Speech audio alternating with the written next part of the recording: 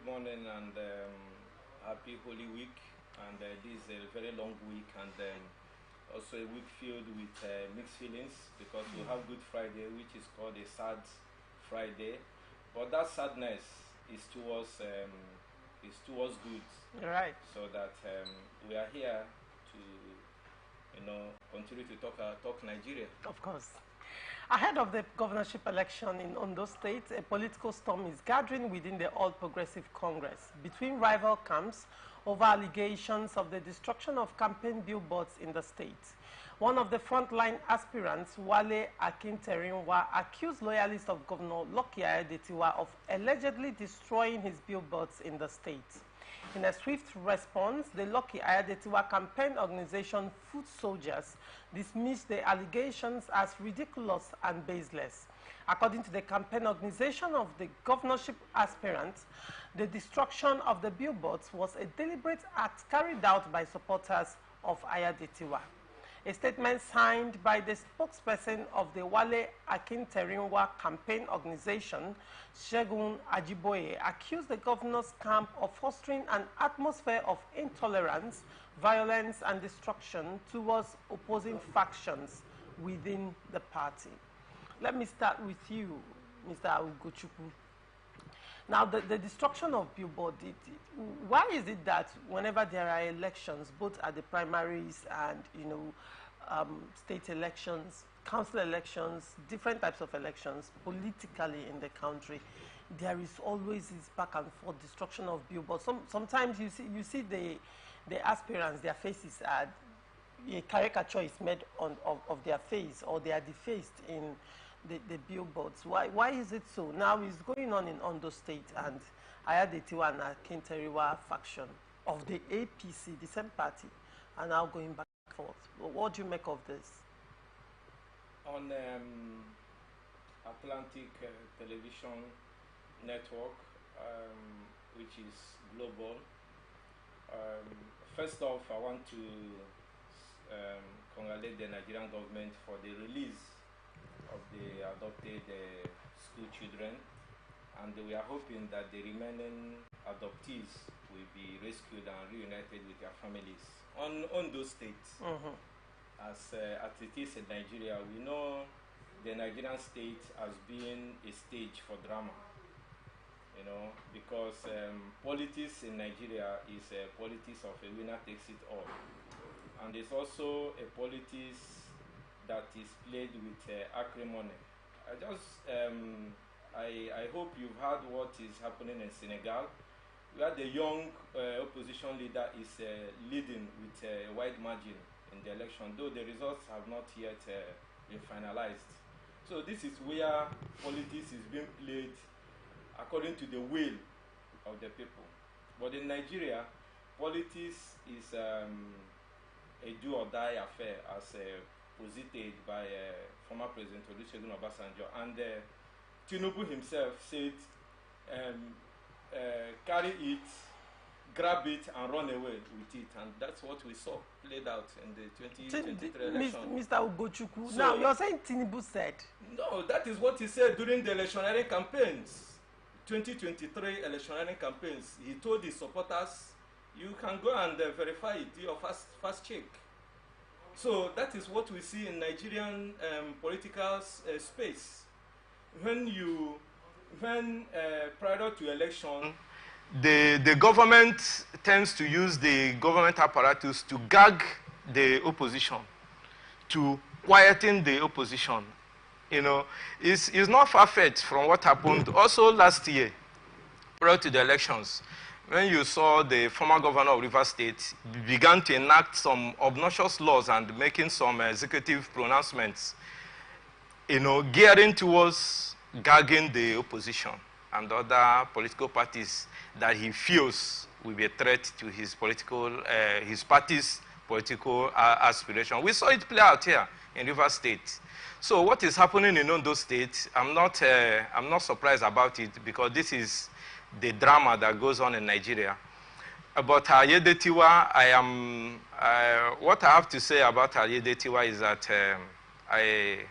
I feel for him. He's not a regular Nigerian politician. Why do you And say so? no, he's not a regular Nigerian politician because politicians know how to go about this. Just like what happened in Rivers State last year. The then governor enacted some laws to hide under the shackles of the law to make sure that the oppositions were suppressed. So Ayedetiwa, who has not even stayed so long on the saddle, would have devoted his time in pleasing if the Nigerian politics is where the people's interest comes first. He shouldn't be head-bent or involving himself in this electioneering stuff. His work should walk the talk. All right. So what he is going to do, if his handlers are good, they should begin to approach him to enact some laws. And it is better you tell the opposition, or you go through the, they have these town planning commissions and agencies, that, go around and say, okay, don't place billboard here, don't do this here. You could use them to say that before you place a banner somewhere, you need to pay so amount, or these are the strategic places where those things will be, so that you don't destroy, because people have expended money to produce those banners and Okay. campaign informations. Right. So I am against the destruction. The government of Ondo State should look for a better way of doing it. Now, it could be a case of the foot soldiers, because now it was the foot soldiers of the Ayaditiwa campaign that came out to respond to Akin Teriwa, as the case may be. So not necessarily the governor coming out to do this. It could be the foot soldiers, it could be any other person as well.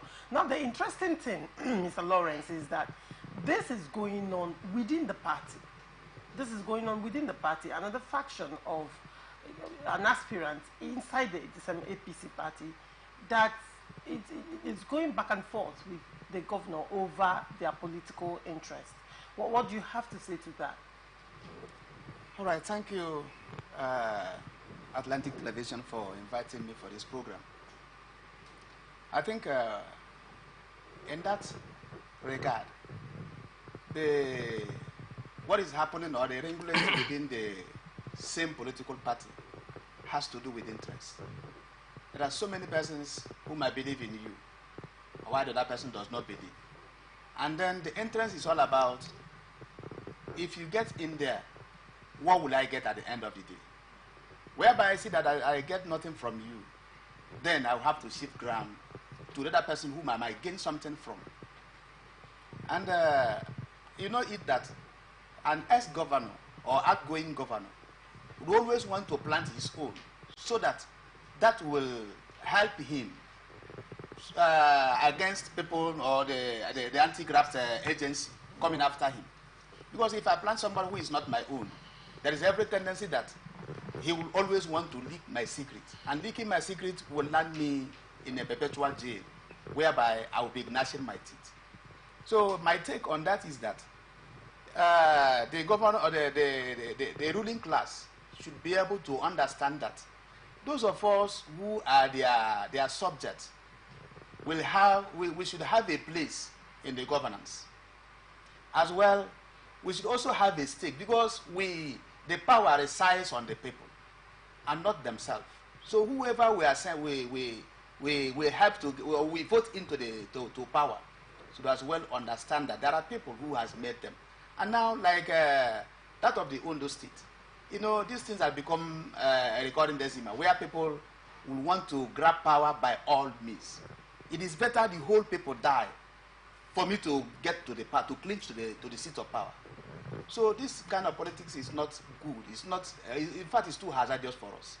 So I will say that they should be able to tread with caution and understand there are people that they are governing. If everybody dies, who then will they govern? All right.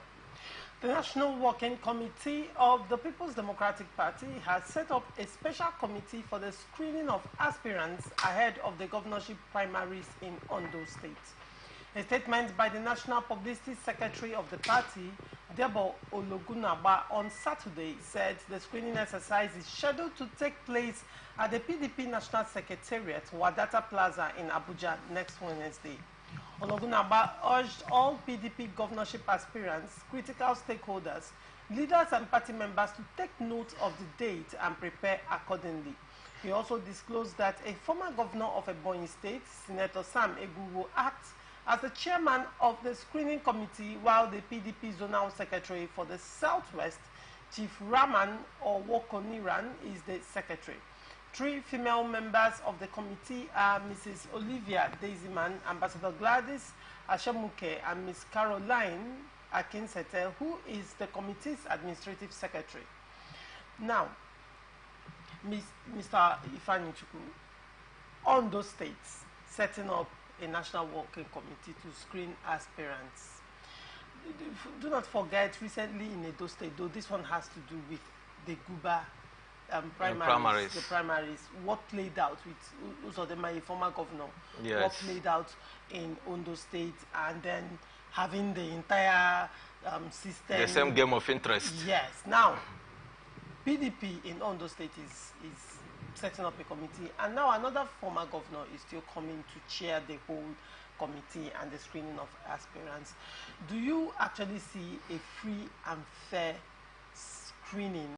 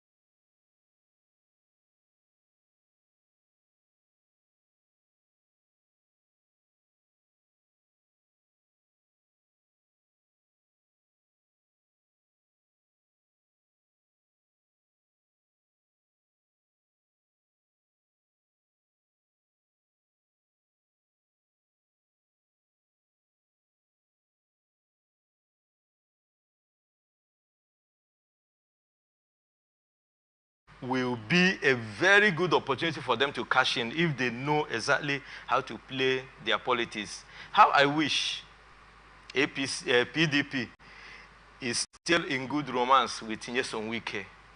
You mean PDP National. This is where what has Nyesom Wike got to do? No, he has gotten the charisma. We saw what happened in Edo State 4 years ago.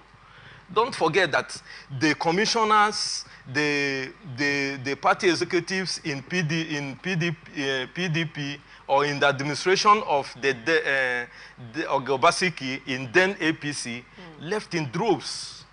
I never saw it happen. Even the secretary to the state government left him. So he was left at sea.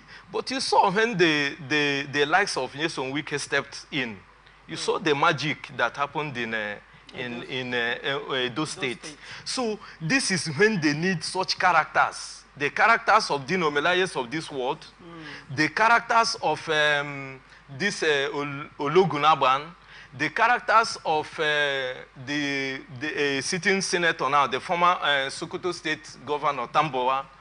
This is the time they need those characters to come and galvanize support in Ondo State for, because APC is already cracked.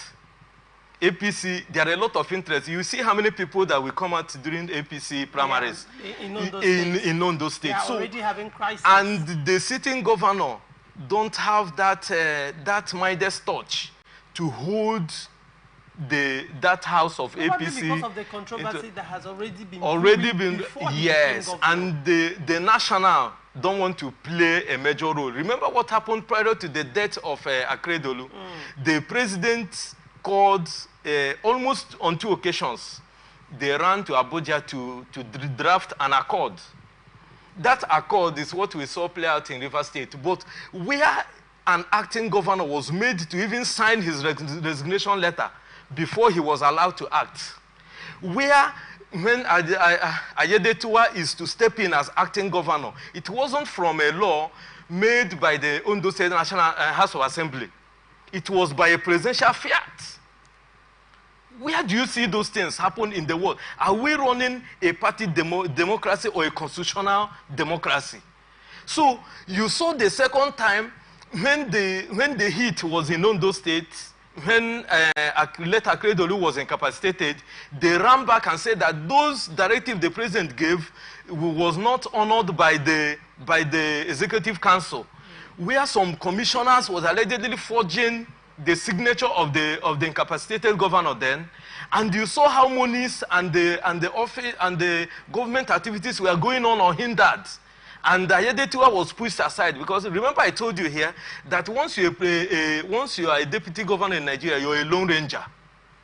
People who need, just like what Mr. Lawrence said, people go where who plays the piper dictates the tune. That is the politics we see in Nigeria, infrastructure, stomach infrastructural politics. So when you take it back to all the scenario that have been playing out in Ondo State, you find out that the president is to be held culpable if his party loses Ondo State, because they have not managed it well.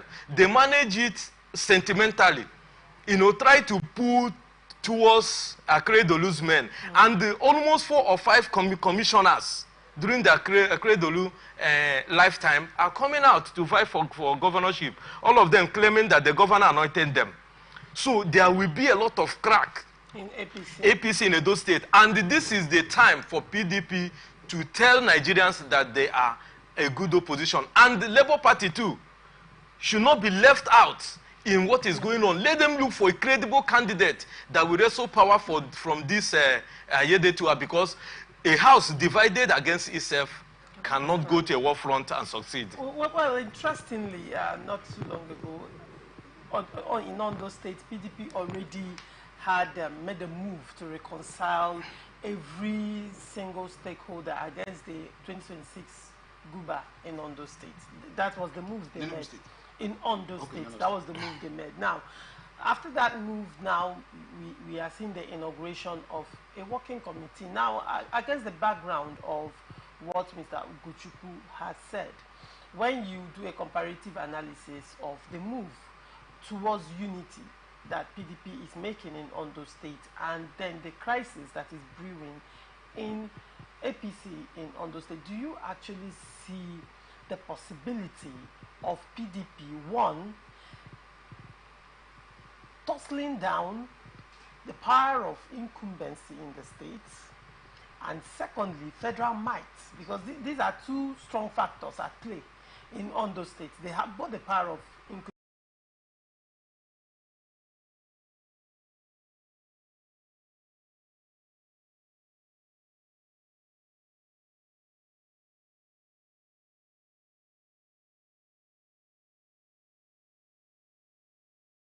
PDP has all the chances now to win the coming election in Ondo State. Reason being that, like my brother rightly said, a house divided against itself cannot stand. Ondo itself, or the populace of Ondo, understand or should understand that power is in their hand now to decide who becomes their next governor.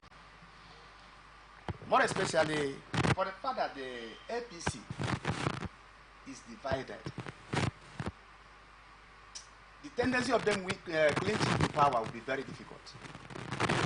Because if I lose it, I will not allow the next person who won or who won me to take over the power. So they will fight and keep fighting themselves, while the opposition, the PDP, will have to stand or stamp their feet on the floor or on the ground to see that they will take over power from them.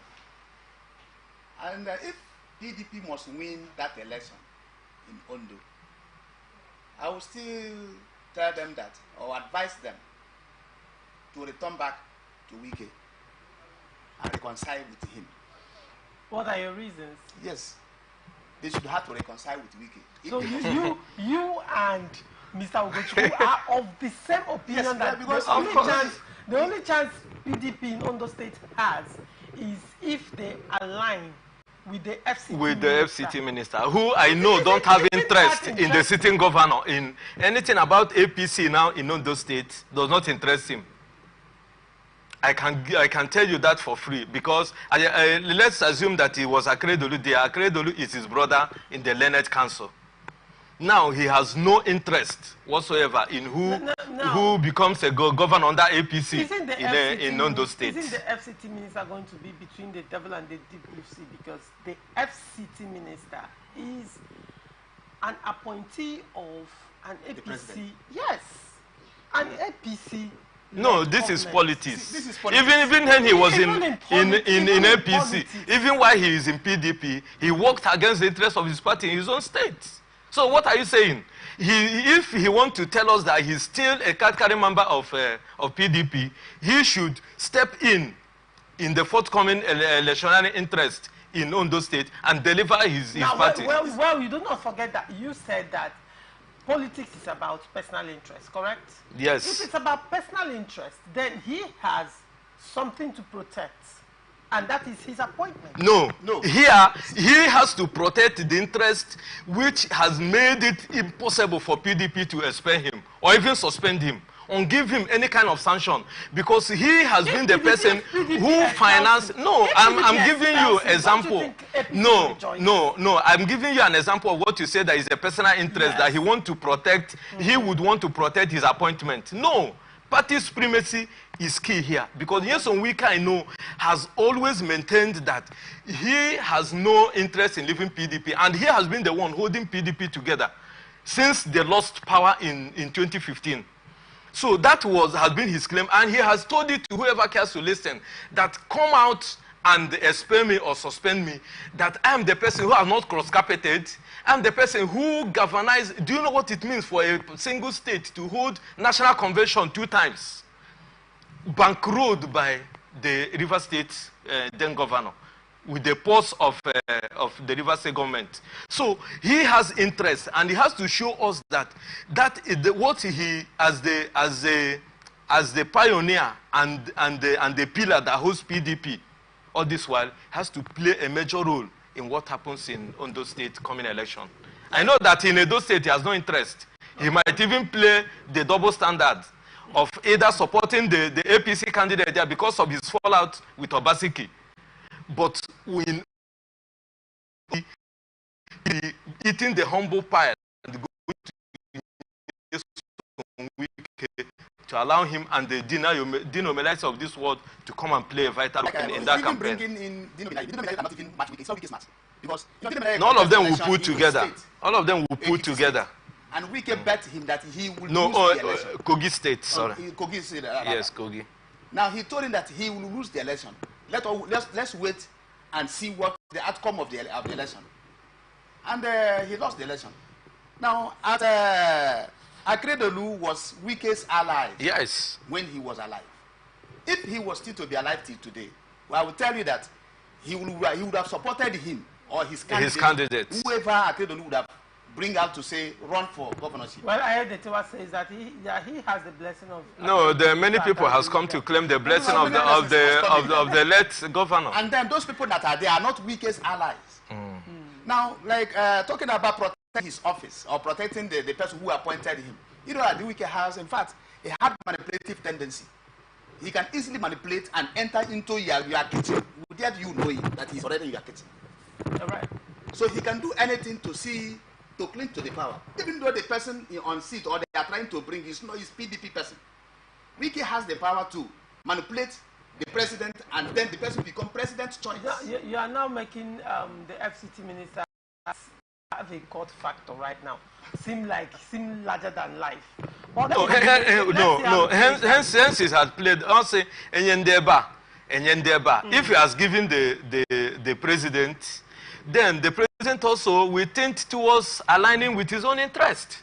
But before we roll over to the next topic, this is what I want to say. When you made mention of the power of incumbency in Ondo State and the power and the federal might, the federal might will not play a role here. Do you know why? Why? We have seen it happen in some states where the president have no interest. It happened during Muhammadu Buhari's time.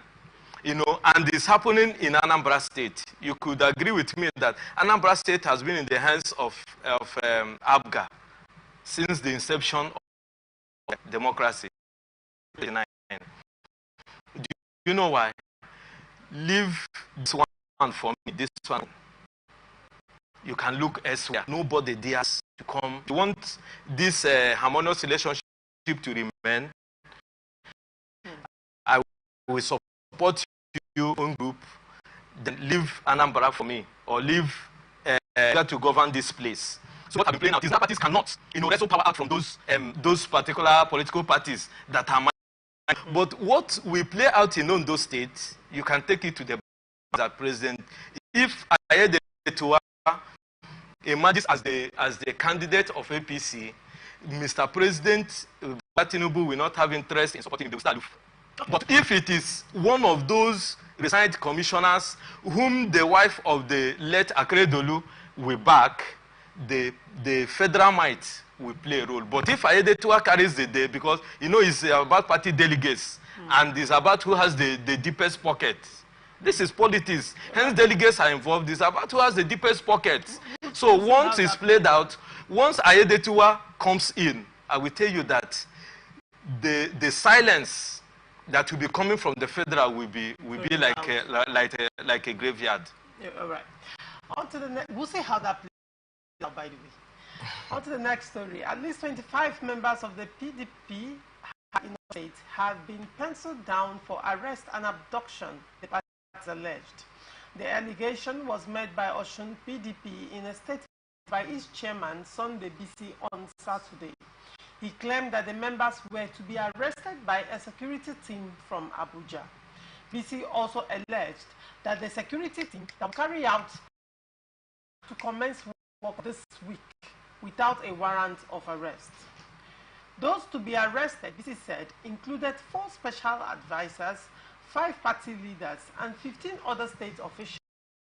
The arrest will be charged to Abuja. BC disclosed that the plan to the PDP and Osun State government officials was exposed on Thursday night by some members of the All Progressive Congress in the state who bragged that they would use federal might to victimize Osun government officials and some leaders of his party. Calling on the Police Service Commission and the Department of State Services, BC asked them to avoid political partisanship and eschew becoming an instrument of political vendetta and vengeance in the hands of those seeking pounds of flesh because they lost a free and fair governorship election. Mr.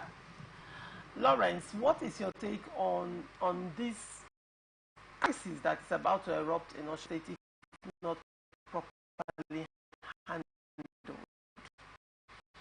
PDP alleging arrest of its members and also using APC of using federal might to oppress them?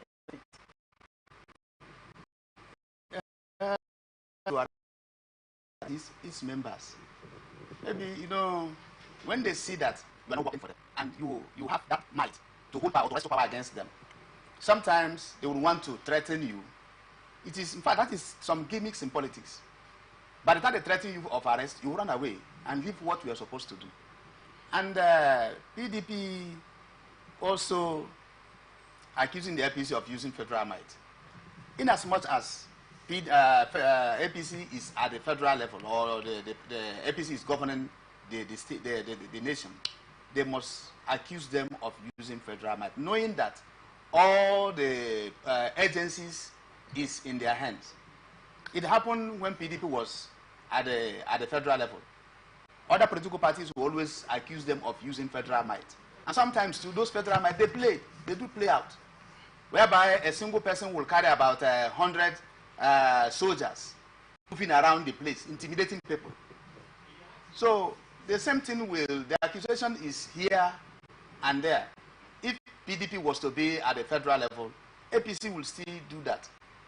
But for PDP, trying to arrest their members, is even in Rivers State, it happens, where you will see that I am not for you. Then, watch by 2026, 27. Same thing will play out in Rivers State. You see that maybe weakest group will want to arrest that of the Fobaras group, and Fobaras group will also be arresting weakest people. So it is vice versa, because their interests are different. They don't have same interest. The arrest in this case is coming from opposition, because according to the PDP spokesperson, he said that the opposition, you know, information filtered in, they were bragging about the imminent arrest and they had to raise alarm, you know. So hence the using of the accusation or the allegation of using federal might to clamp down on them in the state. But let me come to you, Mr. Ugochukwu. The whole scenario that is playing out, what do you think is at the heart of this imbroglio? You know that this is Nigerian politics that is not devoid of drama. You know, the dramas that play out in Nigerian politics is what we are seeing. If PDP can be making noise with such unverified allegations, they are not serious about the forthcoming elections. No, I can say that for free, because PDP is looking for a soft landing to give excuse on who made them lose election and all that. This is too early to start making such allegations. There was also an allegation of using the police as an instrument of personal vendetta. See, has that ever played out in Nigerian politics? It happens in Nigerian politics, but as it is in Ondo State, Osun State. If the sitting governor, they let Akredoli is there, I will say that what the PDP is alleging might be true. But this new governor, Ayedetiwa, who is still trying to find his feet, PDP is alleging. PDP is only trying to play to the gallery and make excuses for herself. We have seen in Nigeria, you ask if it happened in Nigeria, like Osun State, I think Adeleke. Not Ondo. Okay, not Ondo. Okay, Akredolu is Akredolu is the late governor of Ondo State. Yes, we're talking about Osun State right now. Osun State is where Adeleke rules. Yes. If PDP is alleging that the use of federal might will be used on them, on its members, I don't think they have anything to fear, because we have seen in Nigeria where people are arrested and they get perpetual injunction. We have seen where people if it is a cyber crime, we have seen where people go to court and they are granted bail. If somebody had committed crime, you don't have any, you will have your day with the EFCC or the ICPC. So if they know that what they are accusing them, a clear conscience would fear no accusation. So if they are using it as a form of distractions, you know, they are not performing as far as I'm concerned. The the Adeleke administration is not performing to the what was expected of it, the joy that heralded his ascendance onto that throne, like what we are seeing playing out in Abia State now. Alex Oti. So I don't think that he's falling short of expectations, even when he promised that it was his money that he will use in running the affairs of the state. He's coming from a bourgeois family. He himself is one of the bourgeois in Nigeria. So what is in it that is interesting him in dipping his hands in the common purse, if not to, please the people, if not to, erase the pain that the former administrations has caused the people of Osun State? If he's not doing that, he will be going about, sniffing for such unfounded allegations. And who is he trying to impress? President Bola Tinubu, that I know, if you're talking about the federal might, is still, battling on how to fix the economy, and try to exonerate his name and make an inroad. 2027 is here, Nigerians are watching. I can tell you for free that what is preoccupying the mind of President Bola Ahmed Tinubu is how to get this mess in Nigerian economy sorted out.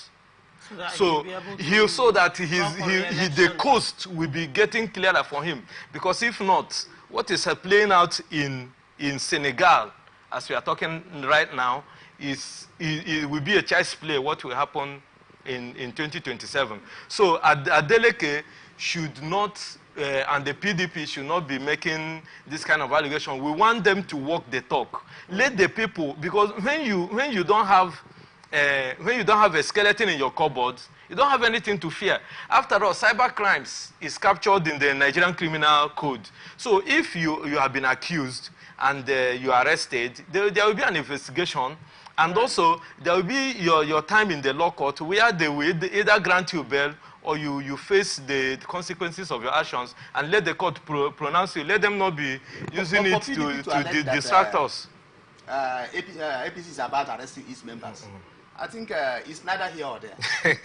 Because there is no how your party will commit something, or your members will commit something, and you feel they should go scot-free because you are going to shield them. No. So if they do anything that is culpable or is something that they could be indicted, the law should take its course. By all means, they should be indicted. They're only saying this because all those government apparatus and agencies are in the hands of APC, which for now, we have not seen it being used to witch hunt anybody yet. So they are just crying because they are falling short of the expectations of the people of Osun State. They should go and put their house in order and also help their sister states. Adeleke should be the person making the highest inroad as far as the governorship election that is coming in Ondo State is concerned, because he is the person closest there. Just like we saw, we are not using this medium to promote Nyesom Wike, but this is politics. I'm not his fan. I'm not his advocate, but what we are talking about here is politics.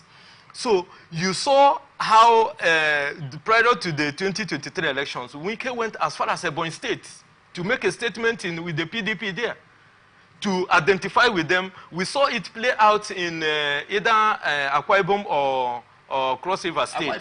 Yes, he made an input. That is what you call a charismatic party man. So Adeleke and his cohorts in Osun State, we are going to test their might in what will happen in Ondo State. All right. The resolve of the Osun State government to set up a cybercrime action committee on Sunday has generated ripples as the state chapter of the All Progressive Congress described the development as a plot to suppress the opposition and silence dissenting voices against the administration of Governor Ademola Adeleke. The state government had announced that the newly constituted Cybercrime Action Committee will give effect to relevant provisions of the law with respect to cyber crimes, cyberbullying, and deliberate online false news. In a statement by the Osun State Commissioner for Information, Kolapo Alimi, the government contended that the step becomes necessary to sanitize the governance space and ensure that politicking and governance take place under an atmosphere of responsibility, decency, and honesty. Mr. Alimi further hinted that the committee domiciled at the Ministry of Justice had as members journalists and legal practitioners. He said its mandate was to ensure that fake news is nipped in the bud, no matter who the perpetrators are.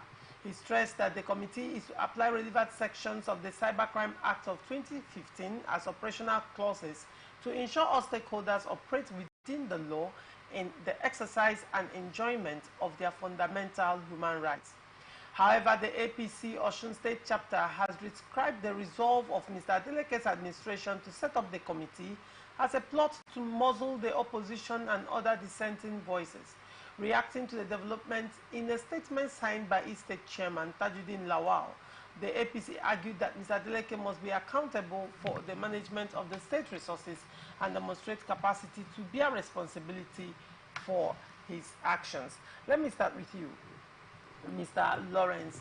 Now, APC in Osun State is crying foul over the move of the governor to establish a cybercrime action committee. Do you think that their concerns are valid? Are their concerns, over the cybercrime committee being set up by Governor Adeleke, do you think their concerns are valid?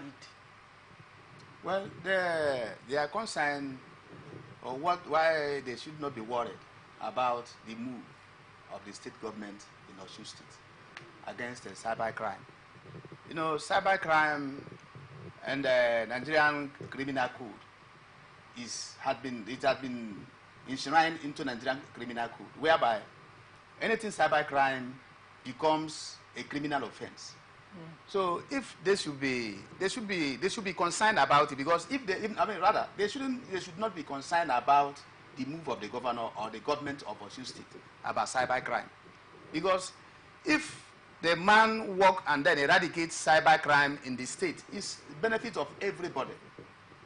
Now, like the cybercrime today, maybe you have your money in the bank, you see people going to bash into your account and then withdraw all the money you have. I think it calls for concern. Well, that one is the aspect that was elucidated by the spokesperson of Osun State was from the angle of, making unfounded statements, false news, and all sorts.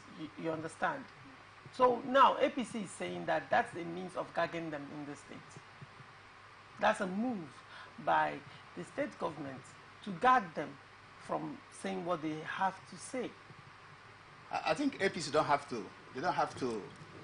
They should have nothing to fear about.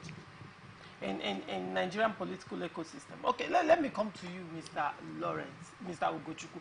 Mr. Lawrence says APC doesn't have anything to be worried about. Do you agree with that? I want to say that this particular issue is also the opposite of what we just discussed. So I will wave it with a wave of the hand and saying that this is not what, I'm not even talking about the APC. They are the opposition. They are playing their role. And you know that my pity or my worry for Adeleke and the PDP is that they don't, in short, PDP generally don't know how to play the opposition. They didn't know they would suddenly become an opposition party. They were not prepared. APC was prepared. If you check, I was not in Nigeria then, but I followed through. You find out that APC, from when they were the amalgamation of 3 or 4 political parties that accumulated into the formation of APC, they know how to play the opposition. They were prepared, and they played it to the best of their ability. And the result was the wrestling of power from PDP. So I want to advise Adeleke and the PDP in Osun State to be very wary, because the dynamism politics in Osun State. It's neither here nor there. So APC has come out with what they know how to do best. Opposition. It will be, as opposition, they are causing distractions. They are always, just like what is happening now. You see what is happening now in Rivers State. I said it that PDP don't know how to play opposition. Look at how the APC is hitting up the polity in Rivers State. That somebody now is telling the Rivers people how much is the income, the federal government allocation in Rivers State, and saying that the work that is being done is not commensurate with it. This is what APC they are known for. So they have started in Osun State. So what Adeleke should do is to use his good works for the interest of the people of Osun State. He has no need to accumulate wealth. He has no need to go the reason why he's going into that office is to amass wealth for personal aggrandizement. He should use the monies of Osun people to work for Osun State. That is the only way to silence the descending voices in the... Adeleke himself, he's rich, we know. His family were rich. And now, I can say that in every opposition political party, every move of the present government is tagged to be with anti people. That is what is going on. The committee, that is where I'm coming. Cybercrime. And the committee he's setting. When you talk about cybercrime, fake news, or even cyberbullying, isn't that subject to interpretation? What the state government, you make a statement on social media, or you make a post, or you write something, maybe critiquing the government or the actions or a certain policy of the government. The government may arrest you based on what you have written. And what they call, if they call it bullying, it's bullying. It's subject to interpretation. The government can enact a law to that effect and get you incarcerated. But, my dear, this is not what Osun State people need in politics now. It is going on, right? Because that's the reality, that is the reality, but PDP is just distracting herself. Here, the cyber committee, Nigeria has a cyber law already. Why not allow the one in the federation to suffice? Because now, if you're saying that the state should enact, look at where we are now in the enactment of the law. You know, the Oresanya led committee that said, let us downsize the number of ministries, agencies, and commissions. And this is the same person in Osun State trying to, create more, job for the board. That is why I tell you that this is a distraction. This is a total misplacement of priority. This is not what is needed. That's why I said he should inundate himself in working for the people of Osun State. QED.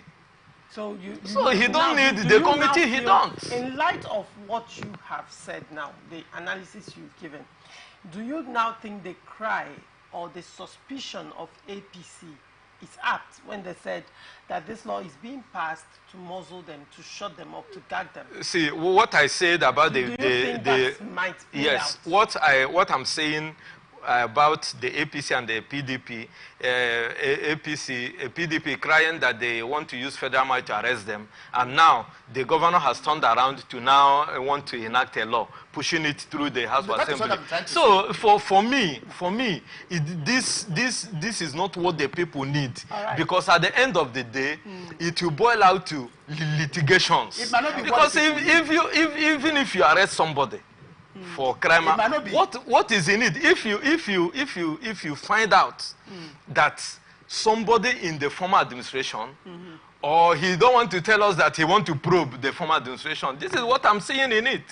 If he wants to probe the former administration, let him come out straight and tell us, like Oti has already gone through to the state assembly, to repeal the law that said the former governors and their deputies and others who should be paid pension. This is what we need. Come out straight and tell us, or not using another name to quote it, because what I'm seeing here is a witch hunt and the probe of the former administration of APC.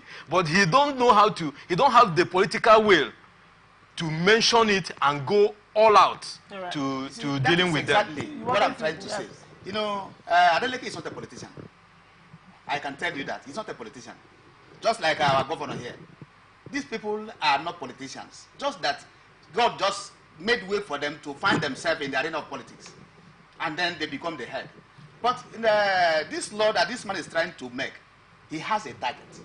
That is why the opposition is crying foul, because they know that he is looking at something. Yes. Maybe he don't want to come out straight. As to say, this is where I'm going to. Yes. But he's trying to use a different name and to oppose, because after him, some other person will come after him as well. So you know, Nigerian politics is not like the Western world politics, whereby as you live up, if you are making laws for people that are yet unborn. The posterity. But today we make law that will just govern, protect us, not about tomorrow. So the people know that this law is about making is to catch somebody somewhere. So that is what they are trying. That is why they are crying foul. All right. We'll go on a short break. When we come back, we'll look at constituency projects. Lagos Senator giving out 10,000 food packs to some residents. Do not go away. From the line across the ocean to the land beyond the mountains, through the Sahara, we bring on-spot news, live analysis, expert discussions on trending stories in politics, business, socio-economy, sports, and documentaries. So catch all the updates on the happenings around the globe. Stay focused on the fact today. Only on ATM. Representing people. Mr. President, my people are under siege. I will place economic stability and confidence. You condemn this act and call for the immediate release of this minister in the Temple of Justice. Give us access to our money we put in the bank. The POS operator, she said 3,000 naira is 1,000 to collect 3,000 naira. Where are we heading to? I've always said there are two sets of people on earth, the oppressors and the oppressed, and in between are the cowards and the hypocrites. Which are you? No matter how tough the challenge, how high the obstacles, we always overcome. What Nigerians need now is not about the dumb thing. Who can come and salvage us from where we are?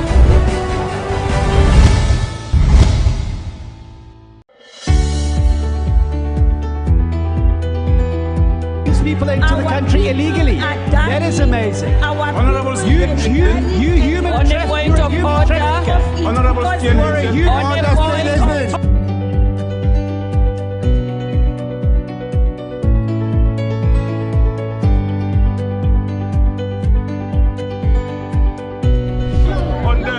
From the line across the ocean to the land beyond the mountains, through the Sahara, we bring on-spot news, live analysis, expert discussions on trending stories in politics, business, socio-economy, sports, and documentaries.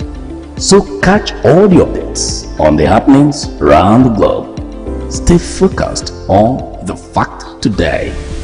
Only on ATM. Representing people. Mr. President, my people are under siege. I will place economic stability and confidence. You condemn this act and call for the immediate release of this minister in the Temple of Justice. Give us access to our money we put in the bank. The POS operator, she said 3,000 naira is 1,000 to collect 3,000 naira. Where are we heading to? I've always said there are two sets of people on earth, the oppressors and the oppressed, and in between are the cowards and the hypocrites. Which are you? No matter how tough the challenge, how high the obstacles, we always overcome. What Nigerians need now is not about the dumb thing. Who can come and salvage us from where we are?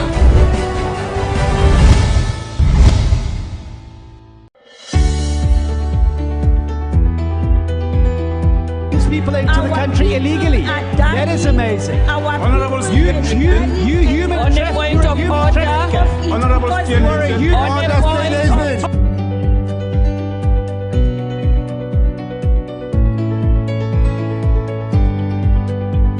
From Representing challenge how high come and salvage us from where we are. Welcome back and thank you for staying with us. A Lagos Senator Idiat Adebule on Saturday distributed 10,000 food packs to some residents of her constituency at the police college in Ikeja area of the state.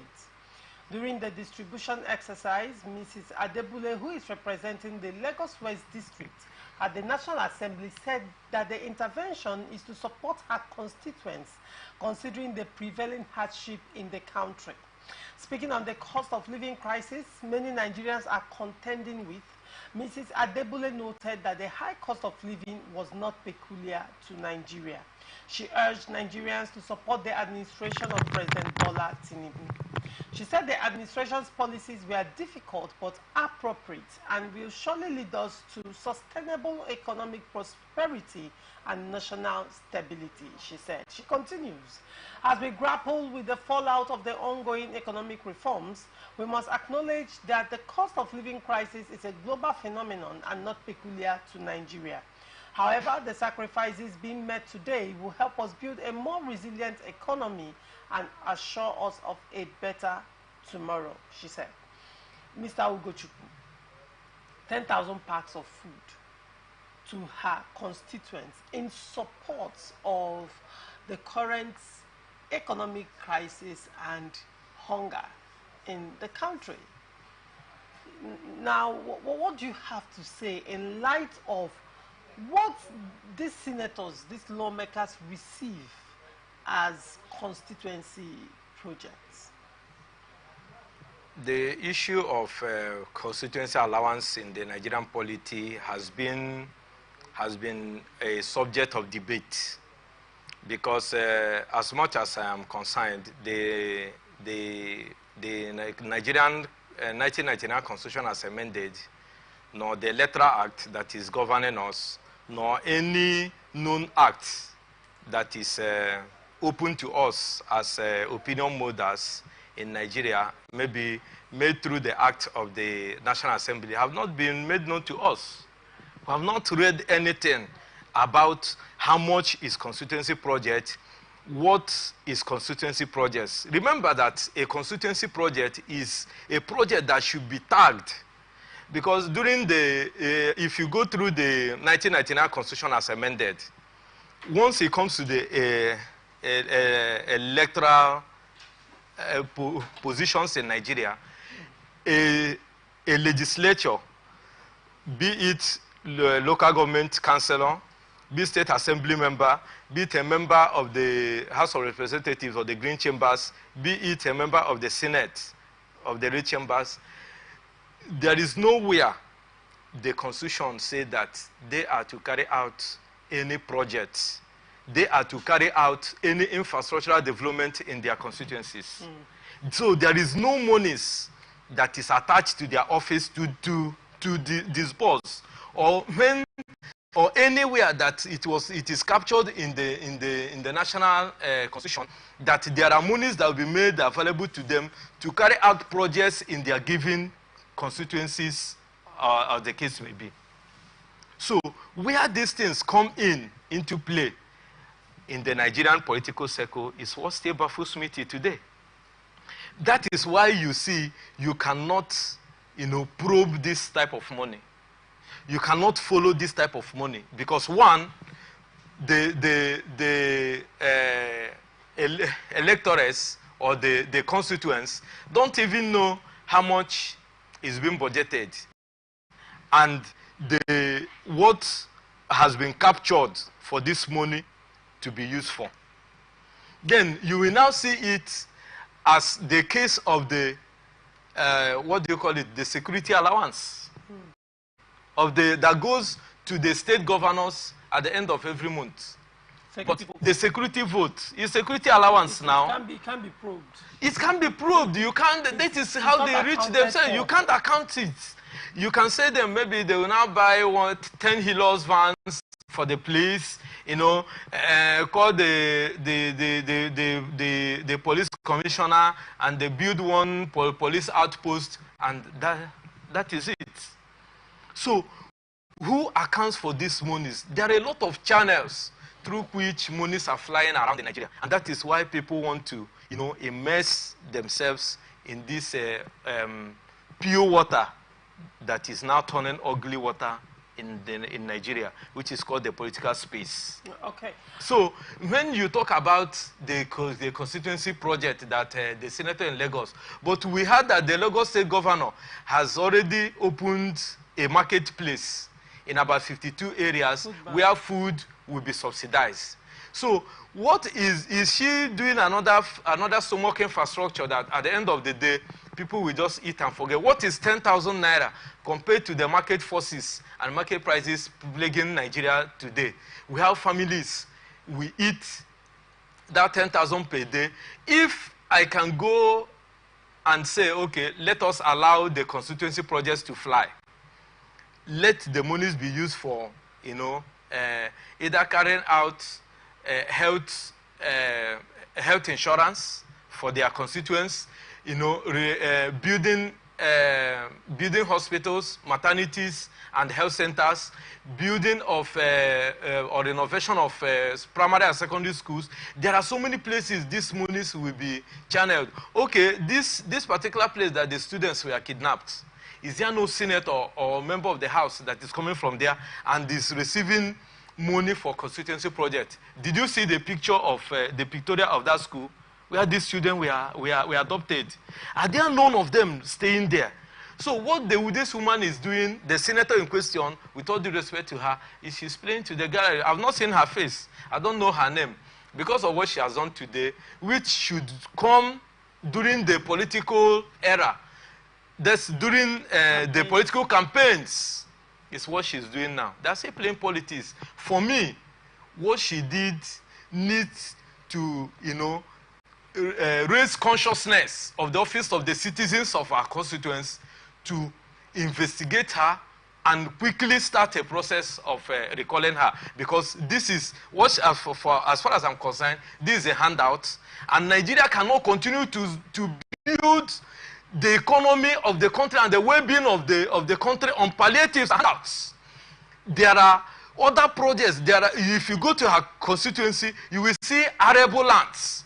Or if she's not coming from where there are arable lands, there is a water flow that may be fishing activities or buying life jackets for people who carry out their day-to-day activities through crossing of such waterways, and also improving the welfare of the community leaders to build local local industry, to empower the people, where the people will gain in meaningful employment that can fetch them money at the end of the month to take care of their families. It is hard time the government of Nigeria, from the federal to the least, stop giving Nigerians handouts. Stop making Nigerians as if they are lazy. After giving these people 10,000 naira food pack, is she coming to feed them? Food pack? No. Okay, she said all that the monies that have the value of what she shared is 10,000 naira. That is what it is now. The value of what she shared. You're putting a pack at 1,000 naira. At 10,000. 10,000 food. That is what I'm saying. The value is 10,000. Is value of what she shared. Okay, after they ate it that very day, what will they be doing in their houses the next day? This is farming season. Why not use that money to subsidize the cost of fertilizer? Why not use the money? We heard that some of them receive 500 million, some of them receive 1 billion, some of them receive 300,000. You saw that the other time I came here, I said that there is no local government in Nigeria. My mother worked in the Ministry of Works and Transport. As a child, of 5-6 years, when I return from school and I go to my mother, even up to my secondary school, you see tractors parked in the vicinity of the ministry. This is how it is in all the localities. And now, some road projects are done directly by the Ministry of Works and Transport. What do we see in Nigeria today? At least I'm not up to 40. What have we seen in Nigeria of today? So what we are saying is that this money that she's using for handouts can be used in purchasing tractor, even if it's 5, for her constituents to come and hire. And this will improve this food that she's sharing for them. Right. As of today. What if these monies go in empowering women? Because they say once you empower a woman, you have empowered the community. Right. These are the things that we want to see, and I'm using this medium to call on the Nigerian government and the National Assembly to enact a law stopping these handouts that they are giving Nigerians and making us lazy. Based on the last statement he made, saying that he wants to use this medium to call on the National Assembly to enact a law to stop these handouts, do you think that the National Assembly will stop a law that will cut off inflow of funds to them? Now, you know, with the recent budget pardon crisis that happened, revelations came out as a result of that incident, and certain lawmakers like Senator Ned Nwoko said that he got as much as 1 billion naira for constituency projects, and some other lawmakers, some said they got as much as 500 million naira and even less or higher, depending on your connection and your ranking for ranking senators. So now, do you think that it's possible for these constituency projects, this money is being sent to prayers, being sent into the accounts of lawmakers is it possible for lawmakers to even shoot themselves in the foot? I really laugh at that, this constituency project, because the constituency projects are meant for a constituency. So the money shared within them, is not for us. They share the money on their own. Now, somebody giving 1 billion for a constituency project. What project have you started in that constituency? That's a $1 million question. How much has it been? And some of them has gone to the National Assembly back to back. Some of them like Alain Dume, all of them that can't even go to their constituencies, that don't visit, that people are not living in their constituencies as a result of the insurgency. Until today, they are still returning to the Senate. Where are they even voting them from? Where are they even voting them from? When you talk about the election, where are they voting? Some of the senators we know from the northeast and northwest, where are they voting them? Where are people gathered to vote them back to the Senate? And where are they utilizing all these monies that the insurgency has ravaged their places, and we don't see anything, any tangible reconstruction going on? Look at Ukraine that is at war. They started reconstruction. I saw bridges that were collapsed by missiles being reconstructed, and people are moving through there. They are moving their armaments and moving their people away from that particular place within a space of 3 weeks. But what is happening in Nigeria, some of them have been in the Senate in perpetuity since we started this democracy in Nigeria in 1999. So what is really happening? To the House of Commons in America, where somebody can inherit a seat in the House. So there is no need for these constituency projects. If you ask me, I will tell you that this constituency project should be eradicated. They should remove it completely. All right. Now, last time we had over the radio that somebody came up to say the Nigerian budget was padded. They did not even look into the allegations. The reason why he said so, what prompted him? Where did he see it? As a member of the House. But what they did was to suspend him without hearing from him, without hearing from people, without even scrutinizing how he gets his information. So he was just suspended, just like that. Now, one other person came up to tell us that, yes, what the young man, they shouldn't suspend him, but he didn't do anything because, after all, we all know you received this one. The person, he was pointing to them. You collected 500, but I did not collect because I refused to take it. They were waiting for the first person to shoot the shot. So these things had happened. Even Adam somebody did it last sometime, accusing the house. But he was forced to come and apologize to them. What of the time last administration when the sitting governor accused the federal government of printing so amount of money? But they were denying it. But today, MMFLA is the scapegoat.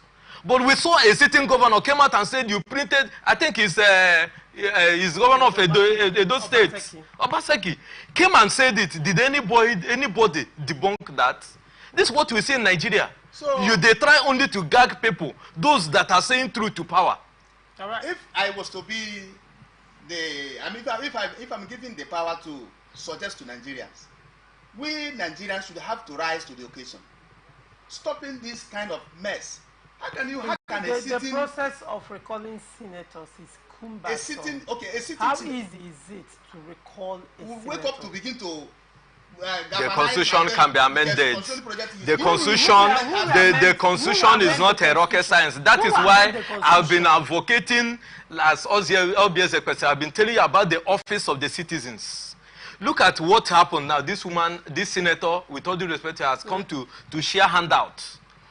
That is how they use our unawareness of our political rights to throw it to our faces, because they know that Nigerians are not lettered when it comes to the electoral act.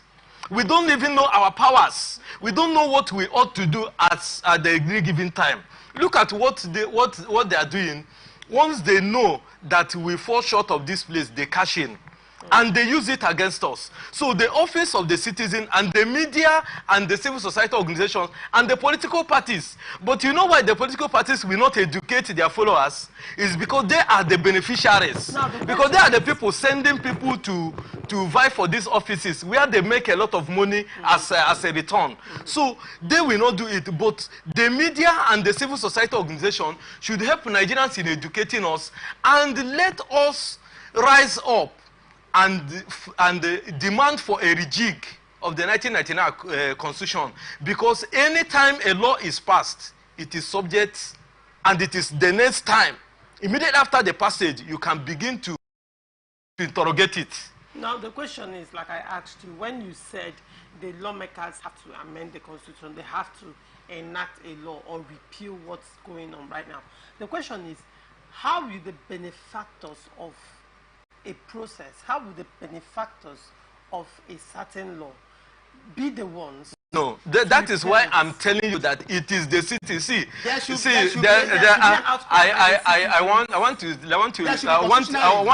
want Nigerians listening to me to know something. I want Nigerians. If you think that this present crop of politicians or anybody in the corridor of power, anybody who is the beneficial of the Nigerian system today, will come out and shout foul of it, is a lie. It is the people that will rise up and hold them accountable. It is the people of Nigeria that will say enough is enough. Because we are the people that send them there. When I did Nigerian Peoples and Culture, they told me that they are our servants.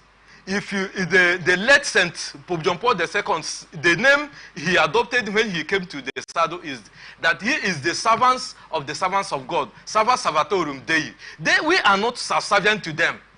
We are to call them, like this woman came, this senator came to share the palliative.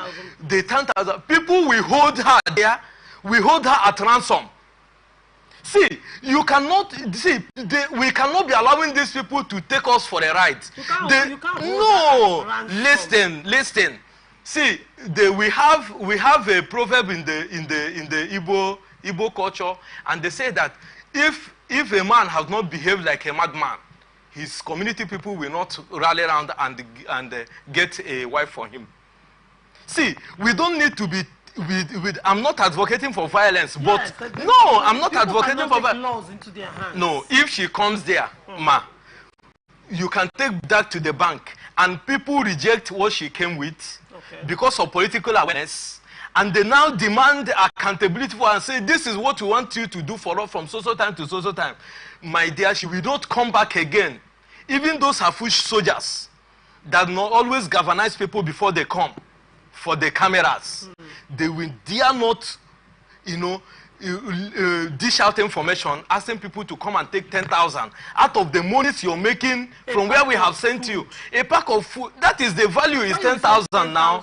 No, see the value. It might not be what she packaged can not be up to the value of 10,000. Noodles and it might not be up to the yes, up to that. So what we are saying, the accountability we are talking about is our people should begin to voice out. Our people should begin to call for tangible projects. Our people should. I was watching one of your sister stations yesterday. Governor Zulum commissioned a large amount of projects in Borno State. Where is he getting those monies? A member of the House, a member of the Senate came and commissioned motorized. They say this 530 something kVA solar powered of water project with overhead tank, I've forgotten how many liters, and a big reservoir that is as big as this room. I'm telling you, after the program, go and Google it and see. These are what we are talking about. And in some other places where they cannot cite it, they did the manual motorized borehole. This is what we are talking about, constituency project. Well, finally, if they know that this constituency project will not leave us our space in the Nigerian politics, let them push the monies to the governors who are closer to the people, or the local government that is now docile and dead. Let them push it there so that they will now monitor it from the federal. No, see, any project, there is something, there's an analogy I made with the other time. I said there was a project cited somewhere in Kaduna State, monitored from it was a direct project from the office of the governor of then Kaduna State, which is Erufai.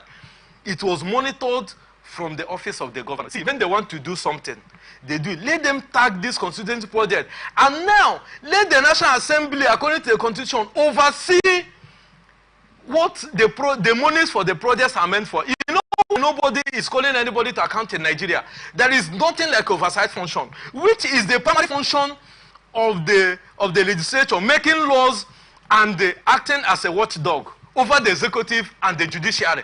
But what we see today, when you hand monies out to them for constituency project, please, Nigerians, who are those going to oversight them?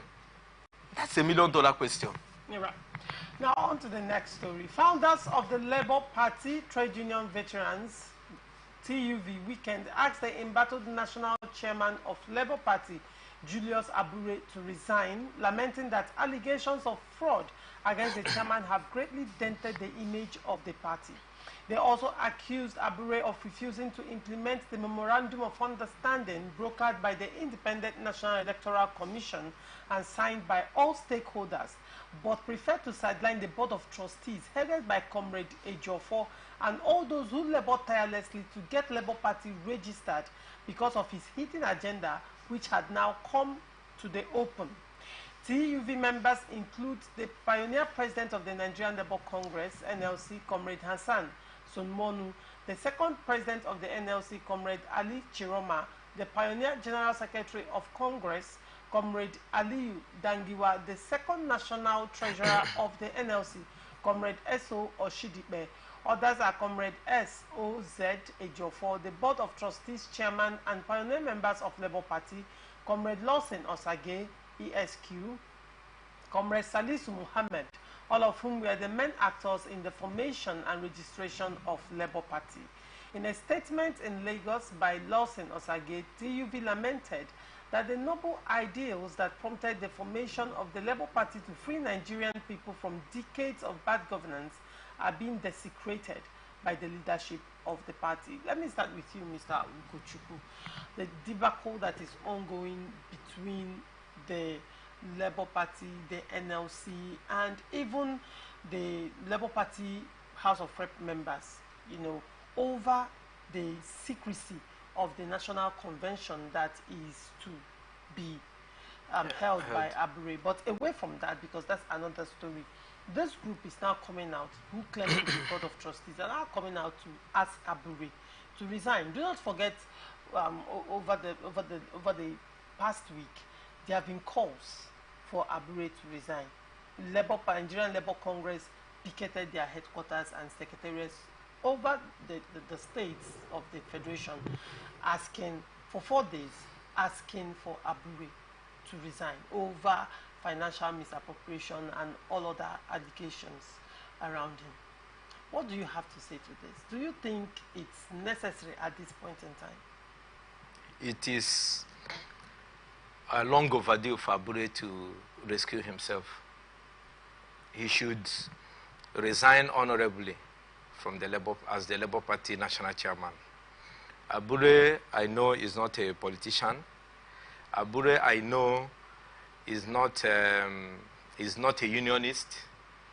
Abure, I know, is not a force or a voice to reckon with in the corridors of Nigerian politics.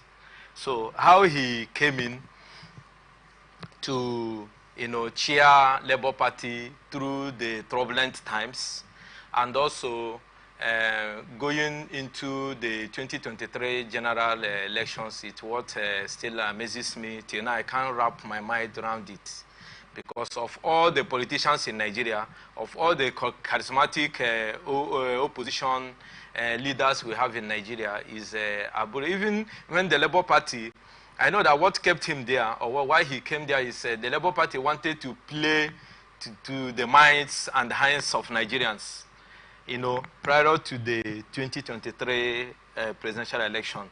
And they know that what blowed Labour Party into fame was when Peter Obi stepped into the booth of Labour Party as their presidential candidate. You know that, but we knew the likes of Otomi and some other people were already there. But immediately Obi came, you saw how all of them, quietly disengaged the aspiration of vying for the Nigerian president through the vehicle of Labour Party. That being said, Abure again, because of his romance with PDP and APC, which is known, it is not a hidden, fact, and for allowing his wife to move out of Labour Party to go and, hibernate with PDP or APC in that particular state and romance with them, and even got a board appointment within that particular party.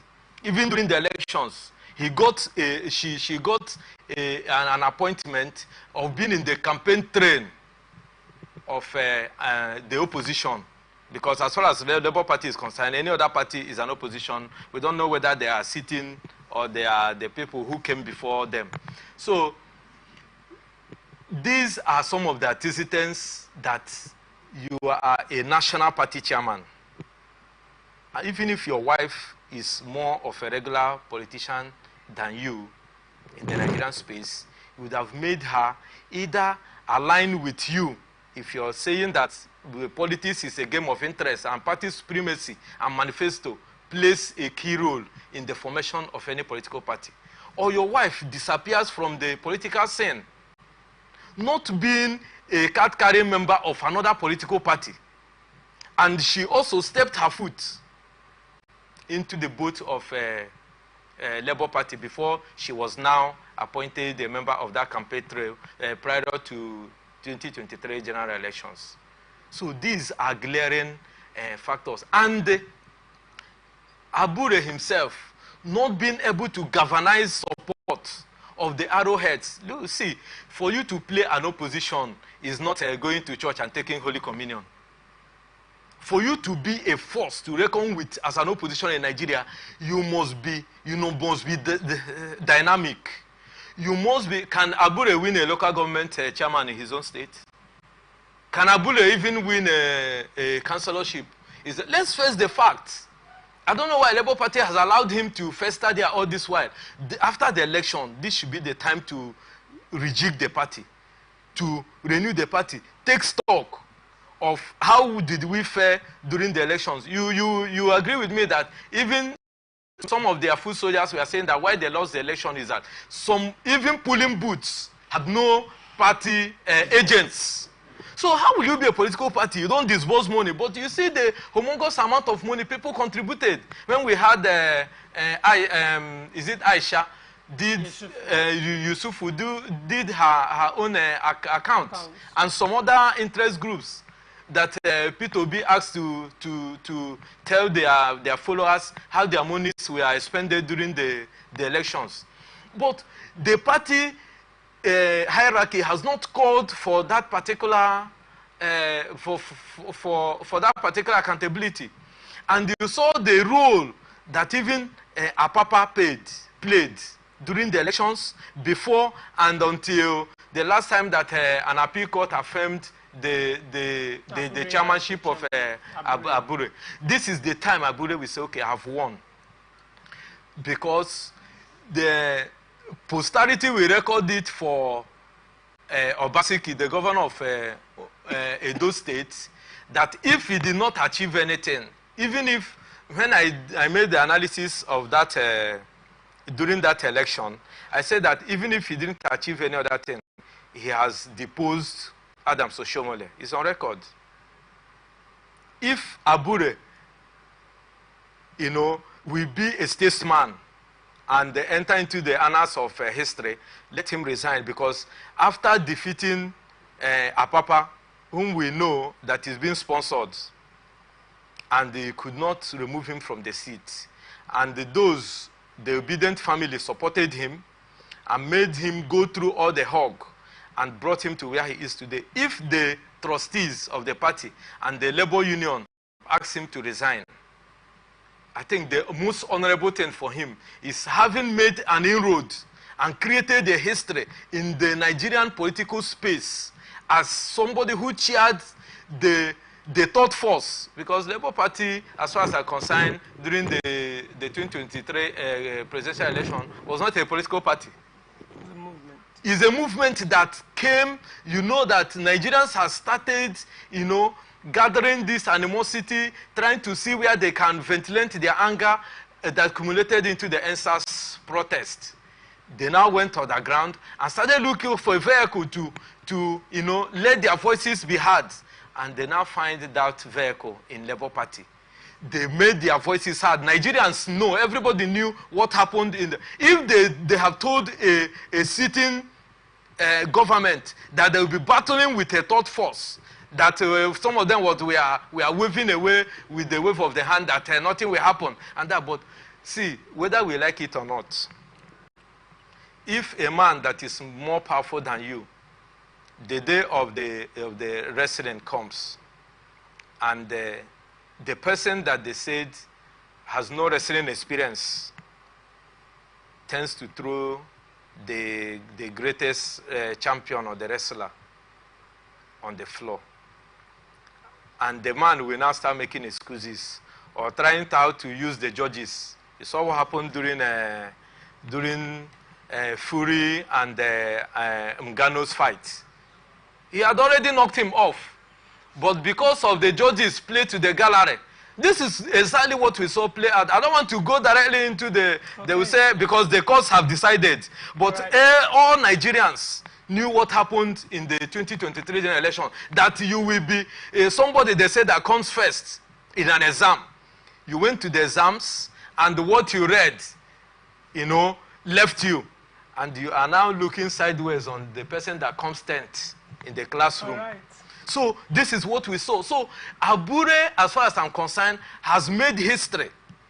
And he should do the honorable thing. I think P2B should call him to ask him that it is time for you to go. Let the regular Nigerian politicians come and try their hands and galvanize the support that they need. And they will now go into new registration, rejigging of their manifesto and the party's constitution, and bring the Labour Party, bring the Nigerian Labour Congress with the parent a body of the Labour Party to say what is their own opinion. He should not use his office as the chairman to continue to gag them. Because if he continues to do that, instead of galvanizing them, what he's doing is to, dismember and disintegrate the Labour Party, which is not for the good of the Nigerian larger populace. Okay. Now, let me come to you, Mr. Lawrence. When you look critically, like Mr. Gochukwu said, Labour Party became the third force during the presidential election, to the surprise of a lot of people, politicians as well as Nigerians. Now, with the recent crisis that has beleaguered Labour Party, do you think it's going to affect Labour Party, their followership, the interest of Nigerians in Labour Party, and how do you think moving forward this crisis can be resolved? My take would be that Labour Party, like my brother said, they are not. I don't take them to be a political party. Labour Party is a movement, more especially the time when P2B took over as the presidential candidate of the Labour Party, presidential candidate of Labour Party. He was not. There is a slogan they use that, and they say, "We need to give people shishi," and they have not given money to people. Rather, people were donating. In the case of this young man Abure, I remember that at the time of Amadou Sherif, this is exactly what happened that period. And you know that, just to add to what my brother have said, Abure, he actually had something in mind. And what did he have in mind? I feel that what he has in mind then is to see how he will help Peter, the government of APC to thrive. Now, the Labour parties look at it that this man, if we allow this man continue to go the way he's going, we are not going, we make no headway. Now, the parents of Labour Party, which is the NLC, NLC also have an arm or a committee that oversees what happens in Labour Party. That is to say, they are the grandfather and the father and mother of Labour Party. So, Labour Party and Abure, if Labour Party will continue to win people's hearts, Abure must go. Abure must go. Then, a Labour Party as I look at them, sometimes they lose focus. They don't even have direction. Why do you say so? Why I say so is that where were they when this man came on board and began to destabilize the party? Ever before P2B came on board, where were Labour Party? We don't hear about Labour Party. So the only man I take to be Labour, even though P2B leaves Labour Party today to APGA or to whichever party, the same support will be given to him. So it's not all about Labour Party, but it's all about P2B. But that is the man Nigerians followed and voted for. But Nigerian system, the way we have seen that. So is it Labour Party that is a movement, or P2B that is a movement? It's a movement as I It's a Nigerian movement. It's a Nigerian movement. It's a Nigerian movement. It's not a P2B movement. Nigerians are waiting for somebody they could trust, somebody they could look up to, and said, this is the list of what we want you to buy from the market. And once you're coming back, you buy it and bring the balance. That is what Nigerians were looking for. And they saw it in him. And they follow through. It could come from the south, it could come from the north, it could come from any part of the country, but Nigerians are looking for that somebody that they can send to the market. To the market. During P2B's time, while as a governor in Anambra State, P2B told his son, you see, this guy you see is my own sweat. Go and struggle by your own. All right. And then the son was trekking, going to his work. All the time of P2B never go with convoys, maybe spending the state money on frivolities.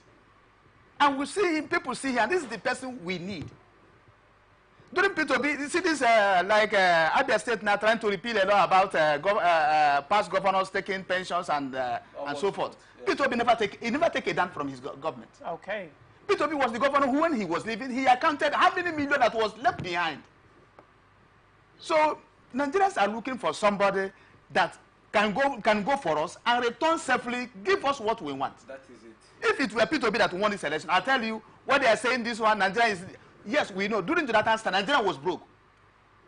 Okonji will said that Nigeria is broke. But yet they were driving the economy, so that is confidently. And Nigeria would have given him the needed time with joy. So, but this one now, Nigeria is broke, and then he came to worsen the whole thing. All right. Moving on, the Nigerian Labour Congress has cautioned the Independent National Electoral Commission against validating the Labour Party National Convention scheduled for March 27, 2024. NLC issued a caution in a letter addressed to the chairman of INEC, Mahmood Yakubu. In the letter by the NLC solicitor, Falana and Falana Chambers, dated March 22, 2024, the NLC accused the LP chairman, Julius Abure, and his associates of planning an illegal convention in defiance of court orders. NLC noted that such a national convention was illegal due to standing court rulings that declared the LP status and ordered inconclusive conventions. The NLC, in the letter signed by Marshal Abubakar, threatened legal action if INEC failed to comply with the demand. Now, still on Labour Party's crisis, this is part of the crisis currently, the National Convention. Now, NLC also accused Abure of trying to hold a secret convention, and one of the agenda, according to NLC's allegation, is that Abure wanted to, during that convention, reappoint himself, hold an election that will still make him emerge as the chairman. But NLC claimed it was sole administrator of Labour Party, which I find very ridiculous, by the way, of Labour Party. And this is the reason why there seems to be a lot of acrimony around the National Convention. Do not forget that the LP, Labour Party representatives in the House, in the National Assembly, also came out to call out Abure and said, you don't hold a National Convention. When Council has not held any assembly yet, and states as well have not held any assembly. So, yes, and as a clapback, Ifo, the spokesperson of Labour Party, now came out to say that they are speaking according to the constitution of APC and PDP, that the constitution of Labour Party is different. But let me hear your take on this whole crisis around the National Convention and NLC now writing INEC. I think if INEC goes ahead to acknowledge the letter or the notice Abure has given them for him to conduct a convention, I think it will be a disservice to the Electoral Act, because the party, as far as I'm concerned, is still immersed in crisis, and people are still, looking how to really sort out the party crisis. So if they had written to them, either the electoral body is playing double standards, because anything that happens to Labour Party now will lead to the disintegration of the party. And I can tell you this for free. The only party that the sitting government in the federal or most states are afraid of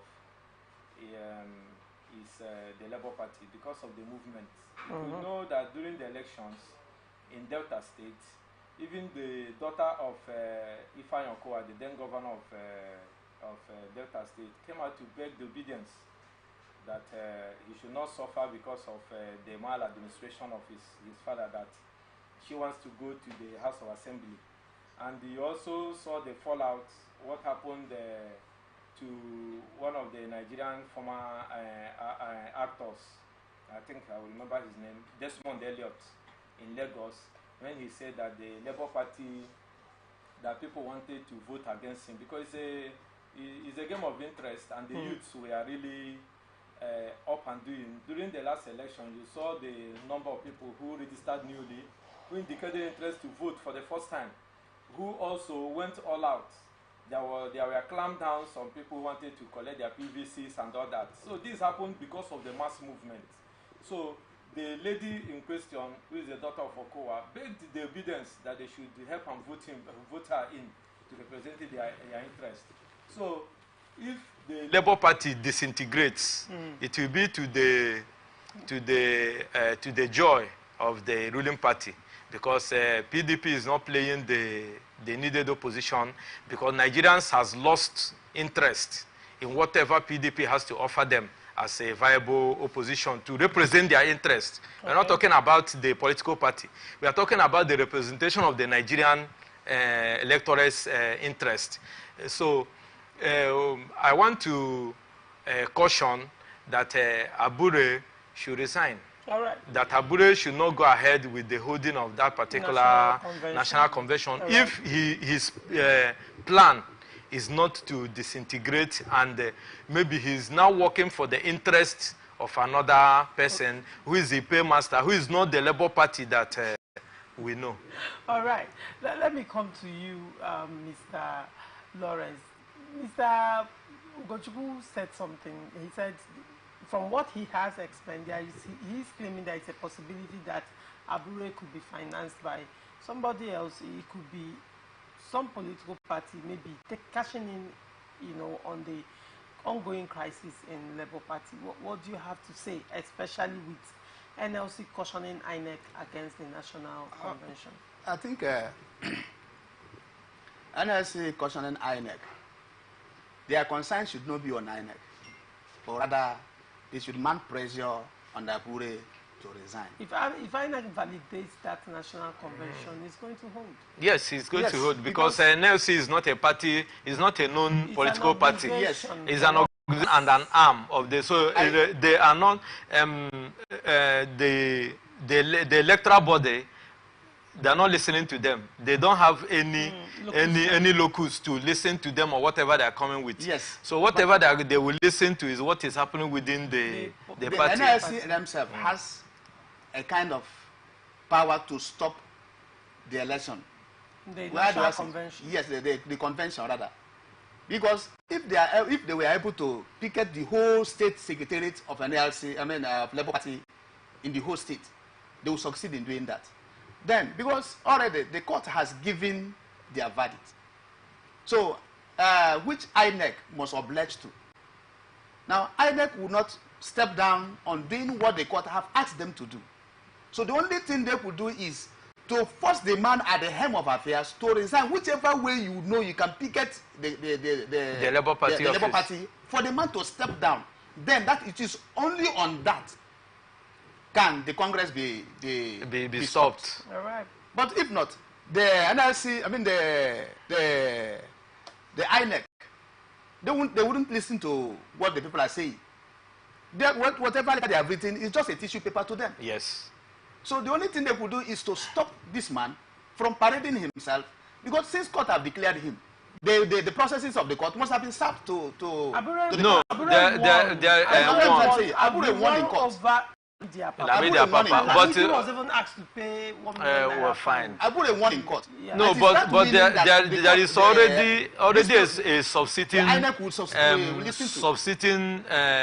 law, court order restraining Abure from going ahead with the said convention. All right. So but if that subsisting order, where is he coming? Is he coming from the higher court? No, not even the higher court or lower court, but he's coming. Falana is representing NLC. So NLC, for me, within this space now, Falana even has no locus of writing to INEC. Well, then we are out, so out of time. I'm even buying what you're saying, that they should picket or mount any kind of pressure or go through P2B to really, press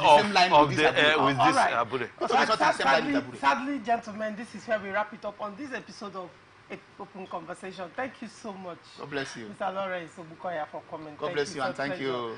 Thank Nigerians. you, Ugochukwu Ifeanyichukwu. Thank you for coming on Open Conversation. It's always a pleasure.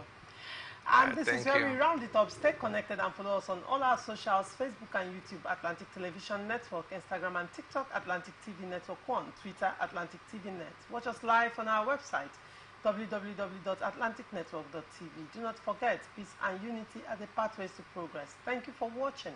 I am Obu Laurentia Choma. Transition News comes up next. Don't go away.